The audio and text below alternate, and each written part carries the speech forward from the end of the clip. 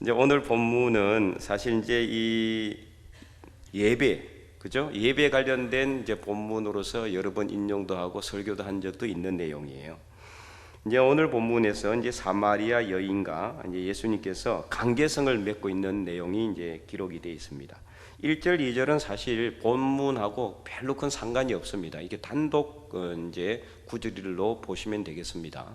1절과 2절은 사도 요한이 이제 첨가한 것이라고 보면 되겠습니다. 첨가, 이제 사도 요한이 이제 요한복음을 저술을 했으니까 이제 설명 겸 이제 붙여놓은 이제 것이라고 보면 되겠고, 3절부터 보시면은 유대를 떠나서, 유대는 이제 어디냐면은 예루살렘을 당시는 유대라 그랬어요. 유대, 예루살렘 그 지역 그 전체를 갖다가 유대. 그래서 유대를 떠났다는 것은 예수님께서 예루살렘을 떠나서 다시 갈릴리로 가셨다.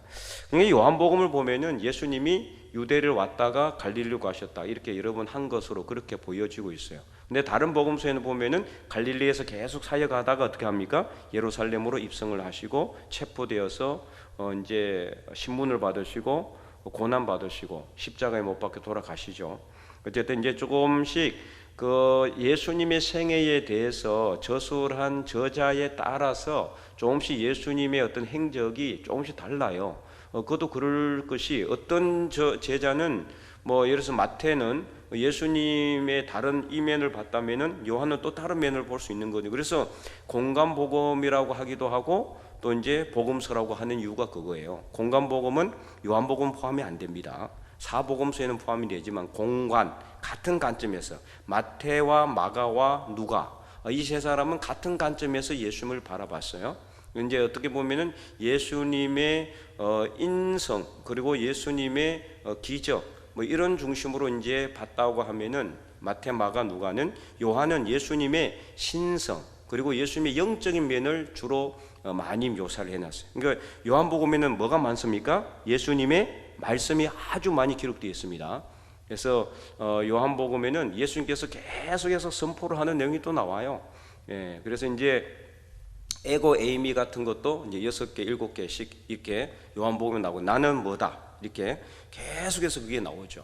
예, 그래서 이제 관점이 좀 달라요. 사도 요한 같은 경우는 예수님의 영적인 부분을 아주 많이 부각시켜 놨어요.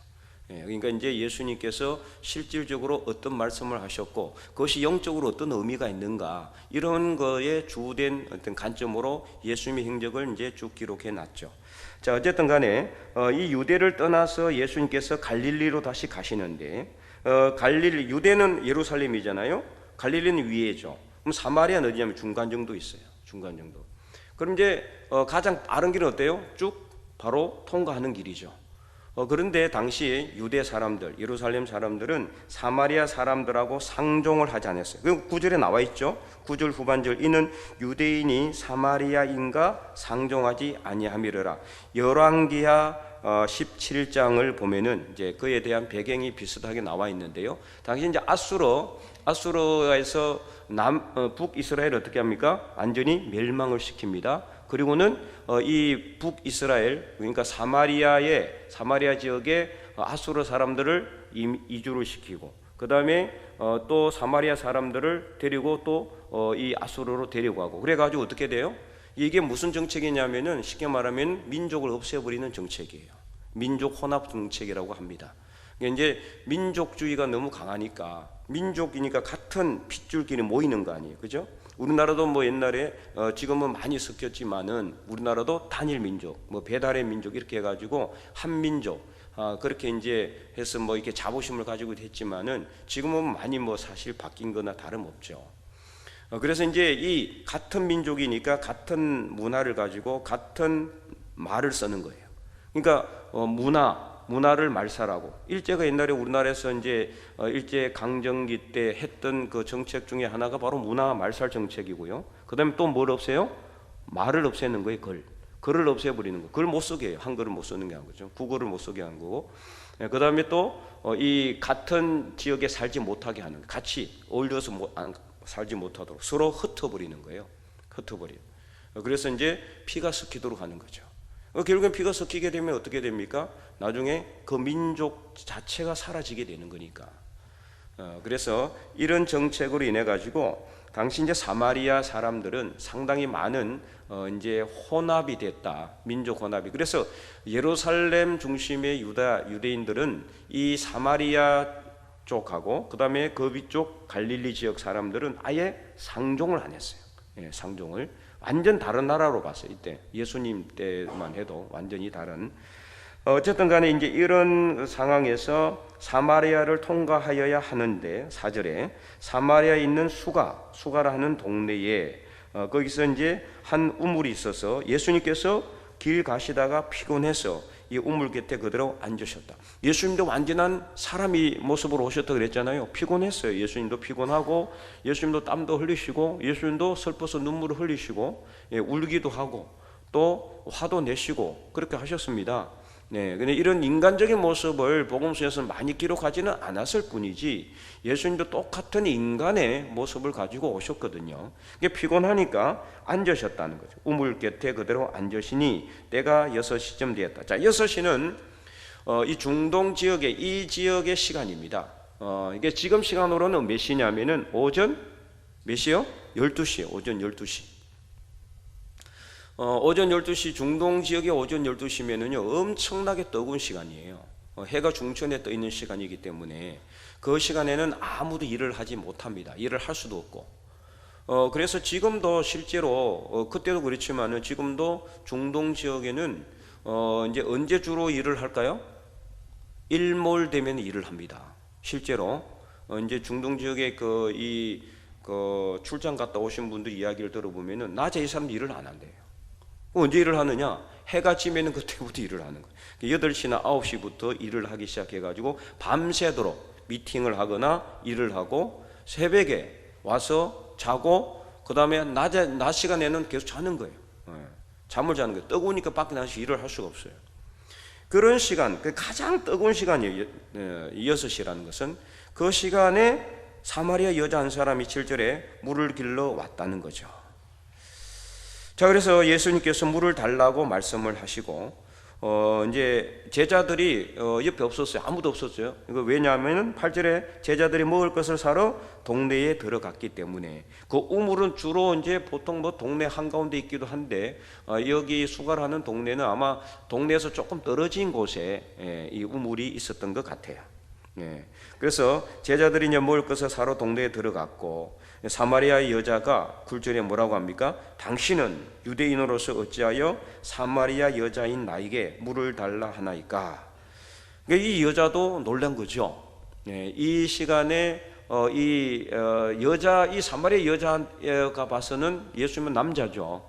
남자 한 사람이 뭐 앉아 있으니까 놀랬고 그다음 물 달라 하는 것도 놀라고. 이 유대인들은 사마리아 사람하고 상종 자체를 안 했다는 것은 말도 안 붙였어요. 같이 옆에 가지도 않았고 말도 안 붙였고 거기다가 당신은 지금은 뭐 그렇지 않지만은 남성이 여성하고 이렇게 서로 이렇게 말을 한다는 것 자체도 사실 이렇게 정상적인 그런 관계가 될 수가 없대였어요. 그렇기 때문에 이 여자는 사마리아 여인이 놀란 거죠. 그리고 이제 상종 자체를 하지 않으니까 그런 상황에서 10절에 예수님께서 뭐라고 말씀하십니까? 자, 10절 말씀 보세요. 예수께서 대답하여 이르시되 내가 만일 하나님의 선물과 또 내게 물 좀 달라 하니 내가 누구인 줄 알았더라면 내가 그에게 구하였을 것이요 그가 생수를 내게 주었으리라. 그는 누굽니까? 예수님 자신을 의미하는 건데요. 이제 그래서 여인에게 처음에는 이 여자도 무슨 말인지 모를 말씀을 하시죠. 그래서 조금씩 이야기를 해 나가잖아요. 그래서 이제 이 여인은 나중에 어떻게 돼요? 예수님을 뭐로 이렇게 이제 이 발견을 하게 됩니까? 오늘 우리가 읽지는 않았지만 메시아 곧 그리스도로 그렇게 영접을 하게 됩니다. 자, 28절 4장 28절 한번 볼까요? 4장 28절 28절과 29절 한번 읽어보겠습니다. 시작. 여자가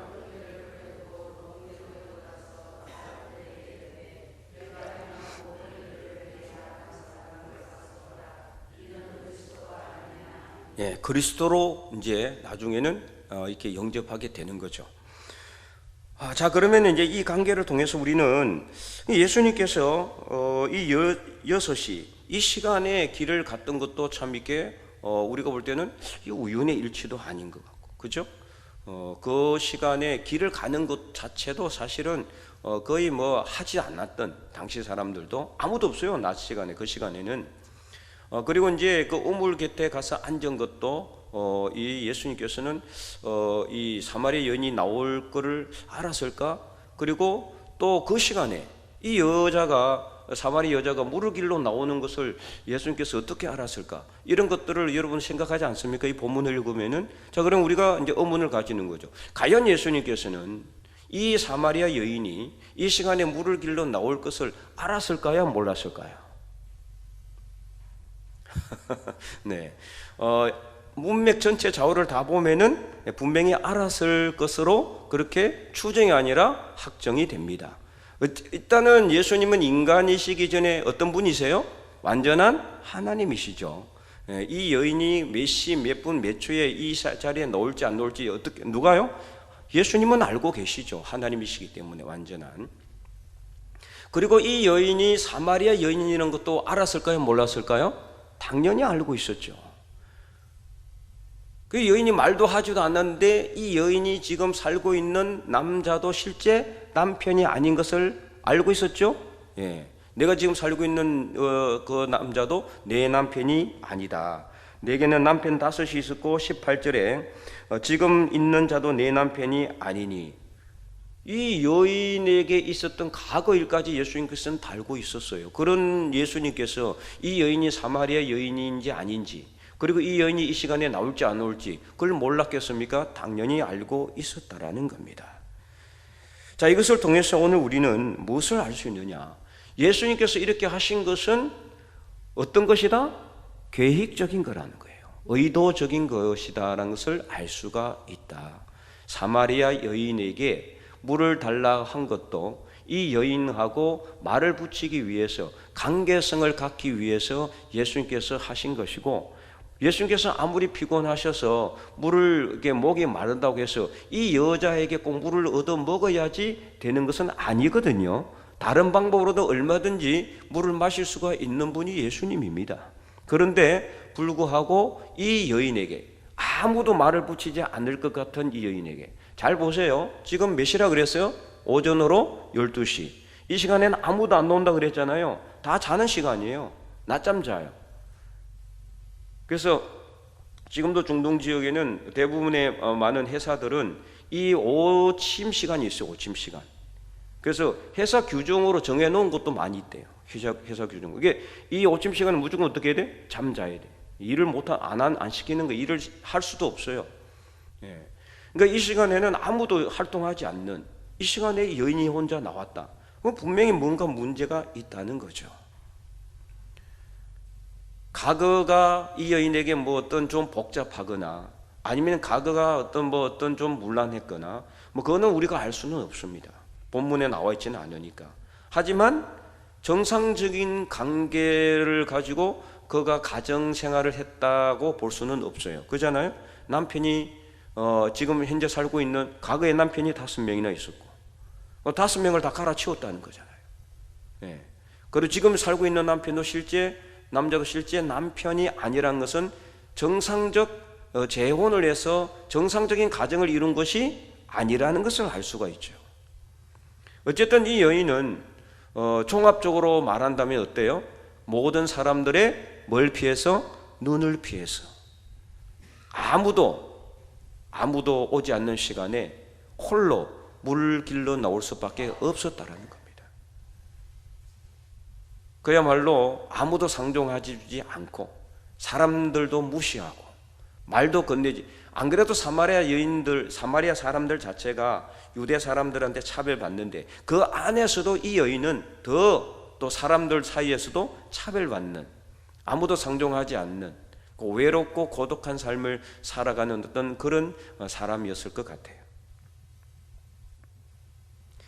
이런 여인에게 예수님께서는 물을 달라. 그 여인은 놀라는 거죠. 이 모든 것에 대해서 아무도 나에게 말을 걸어주지 않고, 사마리아 사람 자체도 이 사마리아 같은 동네 사람들도 이 여인을 기피하고 멀리하고 시시하고 때로는 비난하고 조롱하고 욕했을 텐데, 심지어 유대인인 이 남자로 보이는 이 예수님께서 이 여인에게 물을 달라고 하니까 너무나 놀라는 거죠. 그래서 이 여인은 이 예수님과 계속해서 이제 대화를 하기 시작을 합니까?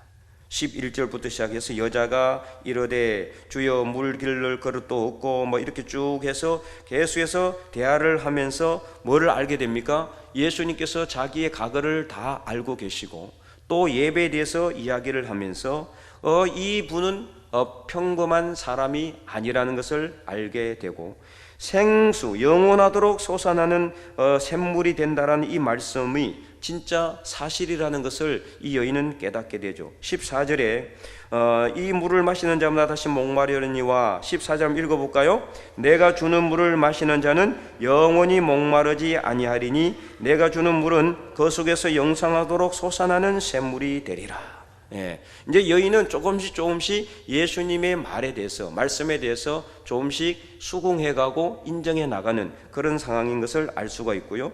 그리고 그들의 대화는 20절에 보면은 예배로까지 이어지게 되고, 그 다음에 23절에 예수님께서는 아버지께 참되게 예배하는 자들은 영과 진리로 예배할 때에 원하니 곧 이때라.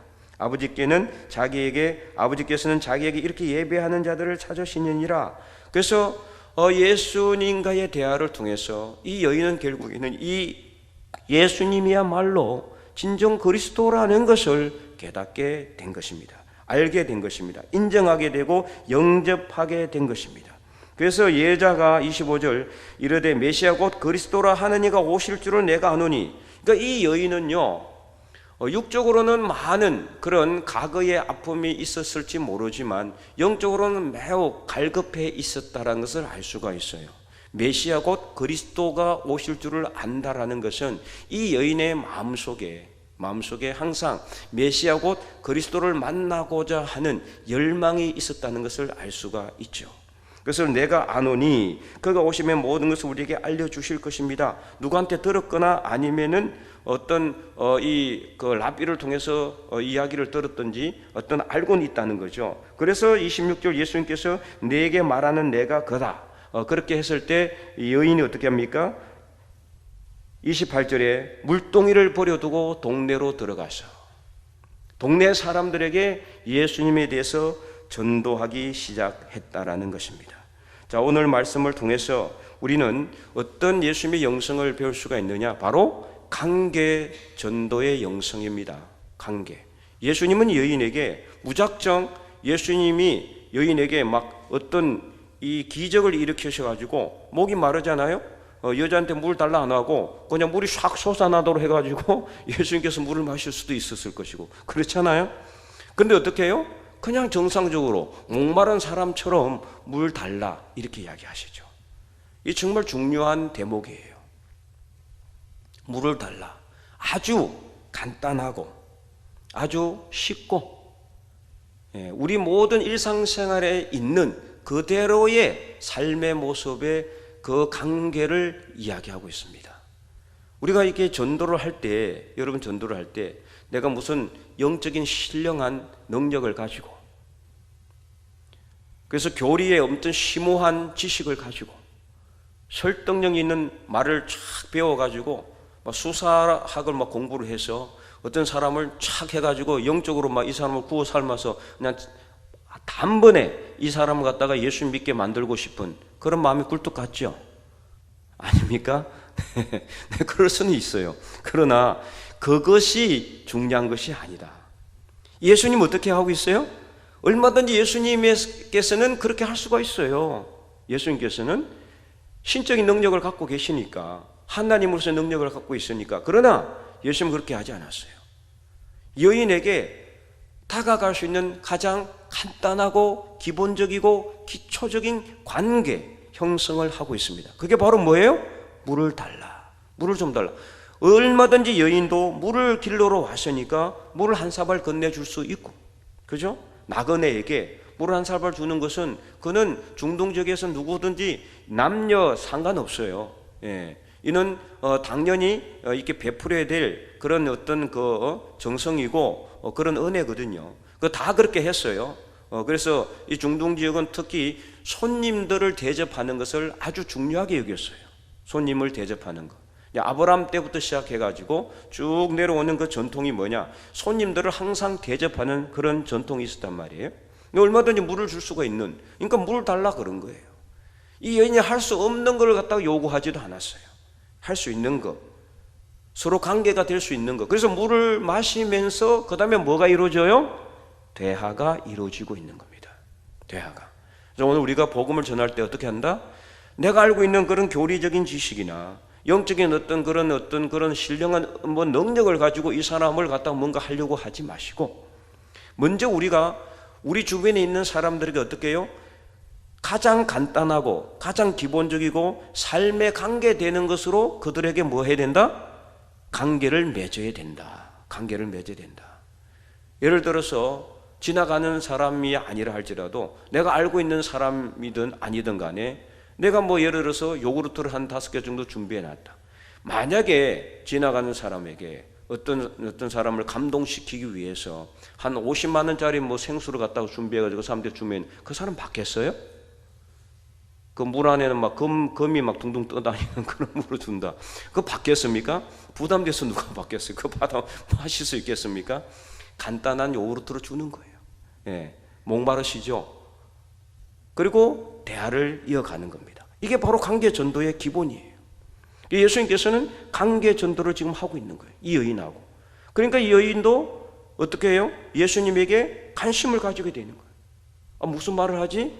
이 이야기는 무슨 뜻이지? 이렇게 하면서 결국에는 예배까지, 그리고 또 그리스도까지, 그리고는 이 예수님을 이제 그리스도로 영접하게 되고, 그러자 어떤 일이 일어났습니까? 이 여인은 자기만 예수님을 믿은 게 아니라 자기가 믿은 예수, 자기가 그리스도로 발견한 이 예수님을 어떻게 해요? 물동이를 버려두고 동네로 들어가서 동네 사람들에게 예수님을 전거하기 시작했다. 그래서 관계 전도의 폭발적인 능력의 역사가 여기서 드러나게 됩니다. 우리가 관계를 형성하는 것은 당장에는 이 사람이 믿을지 않을 수도 있고 당장 믿지 않을 수 있잖아요. 관계를 형성하는 것 자체가 전도를 바로 되는 건 아니거든요. 먼저 관계를 맺는 것은 그 사람하고 친해지는 거예요. 관계가 가까워지는 거죠. 관계를 맺는 거죠. 일단 오늘 한번 봤으니까 요구르트 한 병 줬으니까 다음에 보면은 그때는 또 요구르트 또 한 병 주면서 또 관계를 맺고, 그러면서 지속적으로 서로 친해지게 되고, 그리고 어떻게 해요? 삶으로 우리가 초대하게 되고, 그리고 예수님을 전거하기 시작하면서 그 사람들도 조금씩 교회로 발을 들이게 되는 겁니다. 이게 바로 전도의 아주 중요한 원리입니다. 당장 이 사람을 멱살을 붙잡고 데려와서 이 자리에 앉혀 놓을 수도 있어요. 물론 그렇게 하라고 하기도 해요. 성경에 보면은 그러잖아요. 당장 가서 길가로 가가지고 사람들을 억지로 강건해서 데려다가 내 집을 채우라고 말씀하기도 하죠. 그럴 때도 있지만은, 그러나 우리 일상생활에서 전도는 그렇지 않다. 오늘 예수님께서는 이 사마리아 여인에게 물을 달라고 그렇게 말씀하고 있다. 그래서 여러분들도 여러분 주변에 안 믿는 사람들에게 물 달라, 이 관계로 나갈 수 있기를 바랍니다. 그래서 내 목이 안 말라도 물을 좀 달라고 하는 거죠. 목사님, 나는 목이 하나도 안 마른데 어떻게 물을 달라고 해요? 물을 달라고 하는 것 자체만 이야기가 아니잖아요, 그죠? 물을 달라는 것은 관계를 형성하라 이 뜻이에요. 그래서 오늘 이 본문을 통해서 예수님께서는 예수님은 이 사마리아 여인과 관계를 형성했고 대화를 하면서 이 여인은 예수님을 믿게 됐고, 결국에는 그 관계가 어떻게 돼요?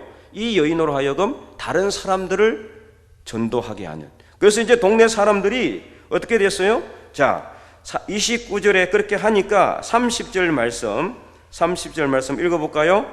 그들이 동네에서 나와 예수께로 오더라. 예수께로 오잖아요. 네.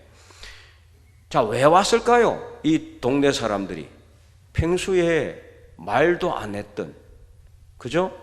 네, 시시했던 이 여인이 부끄럼도 없이 이제는 당당하게 자기들한테 와가지고 예수님을 전거하니까, 야, 이게 뭔가 있나 보다, 그렇게 생각하지 않겠어요?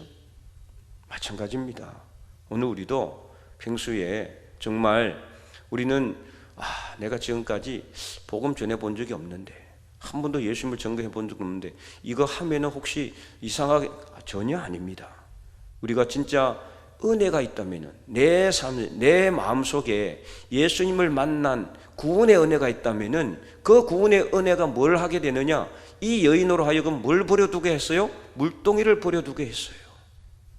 물동이를 버려뒀다는 것은 무슨 뜻이냐? 이거 오해하면 안 되는데, 이거는 삶의 생계수단을 없애버렸다는 뜻이 아니라, 포기했다는 것이 아니라 우선적으로 먼저 뭘 했다는 겁니까? 복음 전했다는 것입니다. 우리도 은혜를 받게 되면요, 먼저 복음 전하게 돼 있어요.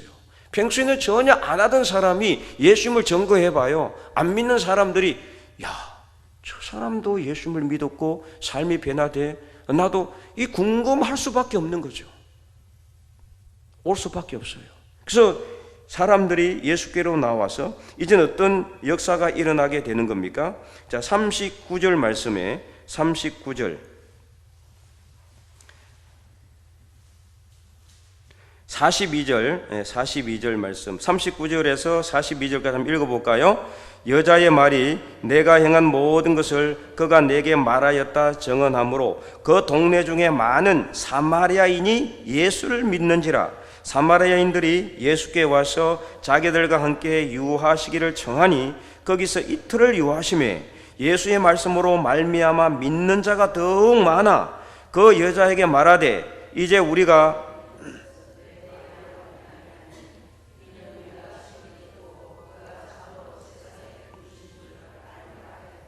아멘. 네, 이런 역사가 일어나게 됐다는 거예요. 이런 역사가. 이제 동네 사람들은 이제 이 사마리아 여자한테 들어서 예수님을 믿은 게 아니라 이제는 예수님께 직접 듣고 예수님을 믿게 된 거죠. 그러나 거기에는 어떤 그 역사가 있었어요? 처음에 중요한 게 예수님이 물을 달라. 관계를 먼저 맺었고, 그리고 사마리아 여인이 예수님을 그리스도로 믿었고, 그리고 이 사마리아 여인이 동네에 가서 예수님을 증거했고, 이 사마리아 동네 사람들이 수가라는 그 동네 사람들이 예수님께 나와서 예수님의 말씀을 듣고 예수님을 믿고 그 동네에서 이틀을 더 요하시며, 그러니까 어떤 일이 일어났다는 거예요? 그 대부흥회가 일어나게 된 거죠. 이틀 동안 예수님의 말씀을 듣고 많은 사람들이 예수님의 말씀을 듣고 믿는 역사가 일어나고, 이제는 우리가 친히 듣고 그가 참으로 세상의 구주인 줄을 우리가 알게 되었다. 놀라운 전도의 역사가 일어나게 됐다. 오늘 우리가 이 말씀을 통해서 관계 전도 정말 중요하다는 것을 여러분 다시 한번 더 깨닫기를 바랍니다. 그래서 여러분 주변 사람들에게 항상 먼저 뭐 해야 돼요? 관계를 맺어야 돼요. 관계 형성이 안 되면은 내가 복음을 전할 때 힘이 없어요. 관계 형성이 돼야 돼요. 먼저 인격적인 관계 형성이 돼야 돼요. 인간적으로 먼저 친해져야 돼요. 그래야 내가 말하는 것을 그 사람이 들을 수가 있어요. 아무 관계도 없는데 내가 복음 전하면은 그 사람이 예, 아멘 그렇게 할 수도 있지만은 쉽지 않거든요. 그래서 예수님께서 가르쳐 주는 방식이에요. 제가 여러분들에게 이게 강론하는 게 아니라 예수님의 방법입니다. 관계를 먼저 형성하라. 그러면은 관계 맺은 사람이 예수님을 믿고 그 사람이 또 나중에 어떻게 해요? 이제 그 사람이 나중에 독단적으로 다른 사람을 전도하기 시작해요. 그러면 그 사람이 또 다른 사람을 전도하기 시작하고, 그래서 한꺼번에 나는 수많은 사람을 단 한 번에 베드로처럼 3,000명, 5,000명이 믿는 그런 역사를 이루고 싶다. 그렇게 쉽죠. 그야 당연히 우리 모두의 바람이겠지만 아무나 되는 건 아니잖아요. 예수님은 그렇게 하지 않았어요. 관계를 형성했고 사마리아 여인 한 사람을 전도했을 때 이 여인 한 사람으로 인해서 동네가 복음화되는 놀라운 역사가 일어나게 됐다. 오늘 여러분 주변에 정말 한 사람을 내가 잘 관계를 맺었을 때 그 한 사람이 엄청나게 많은 사람들을 전도할지 누가 알겠습니까? 아무도 모르는 거예요. 그래서 내가 이거 해가지고 저 사람하고 관계 맺어가지고 뭐 큰 역사 일어나겠나?